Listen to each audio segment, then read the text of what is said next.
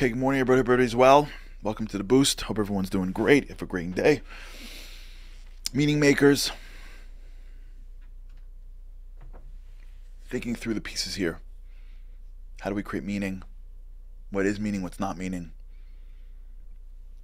The hard part about life, if we really want to jump into our lives a little bit and start to pick it apart, is that because of the world that we live in, a lot of what we're going after really are goals that we've given meaning to, but they're not inherently meaningful. And this is really where we have to create distinctions between the goals that we have and their inherent meaning.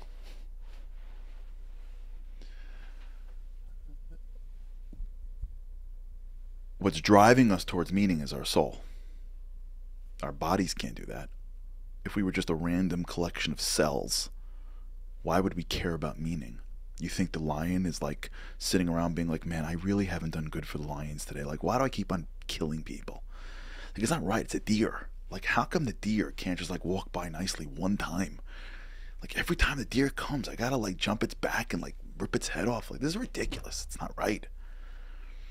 He's not doing that. There's no like, peace treaty. There's no like, domestic abuse for like the lion cubs or someone like this, and we really should. It's not fair to them.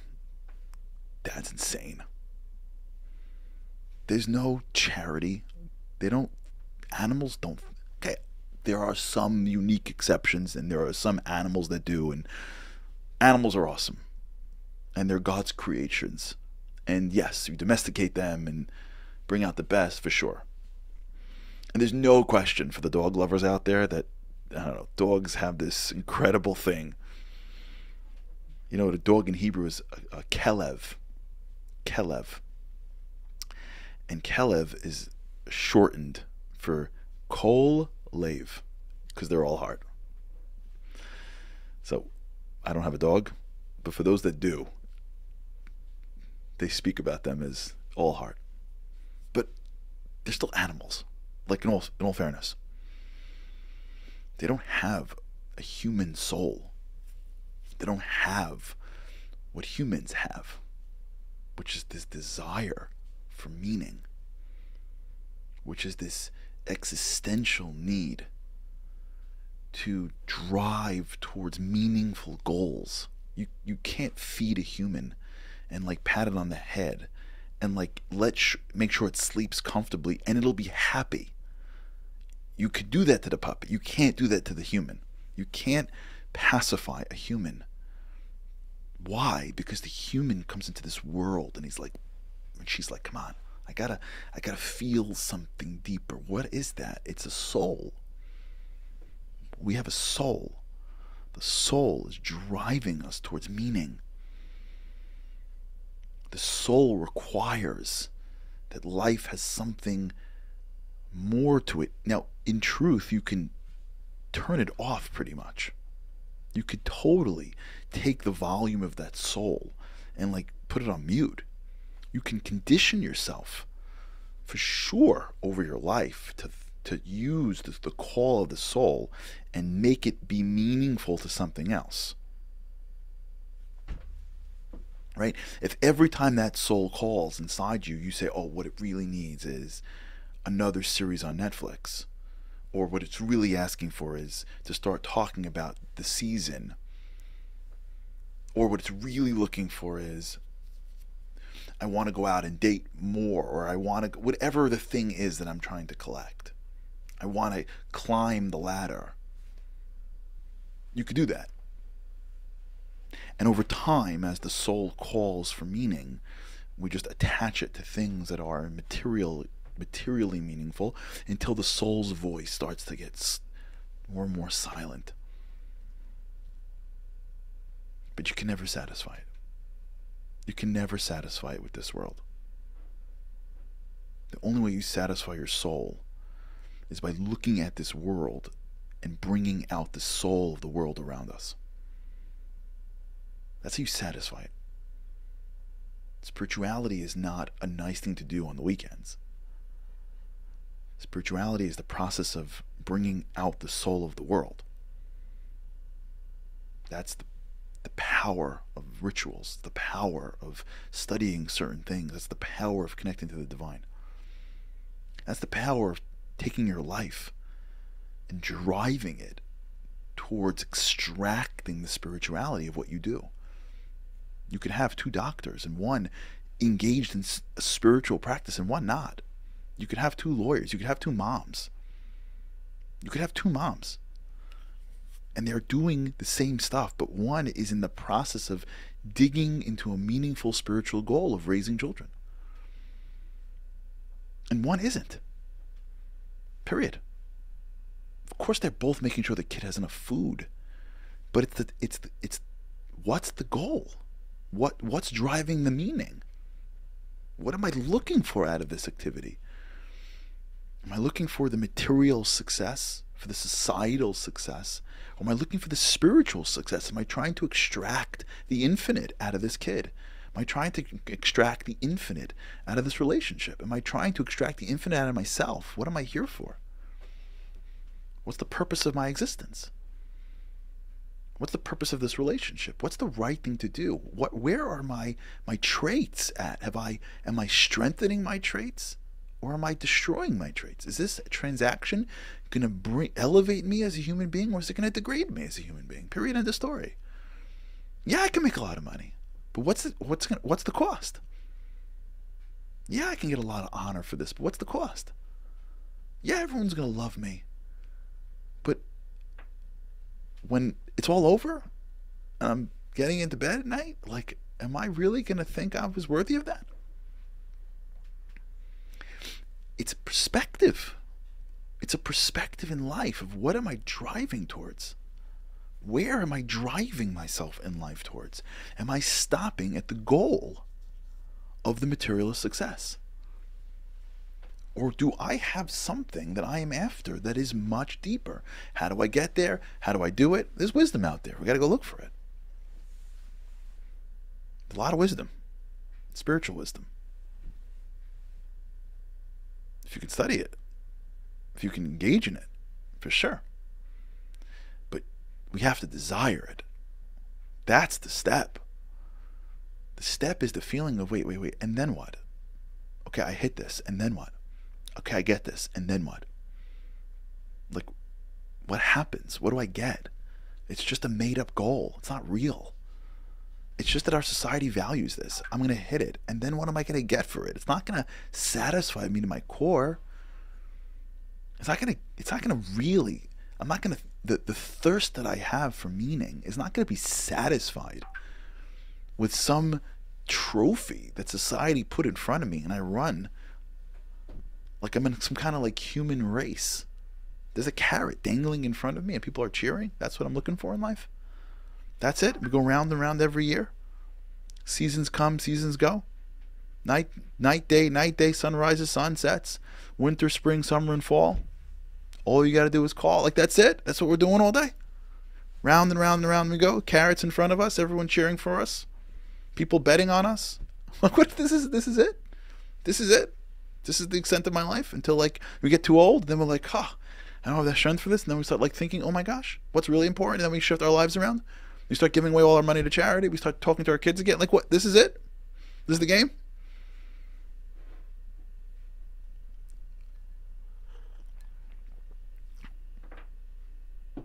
It's scary. Unless you think I'm being too hyperbolic. I'm being too hyperbolic on purpose. Clearly, it's not black or white. The world lives in gray.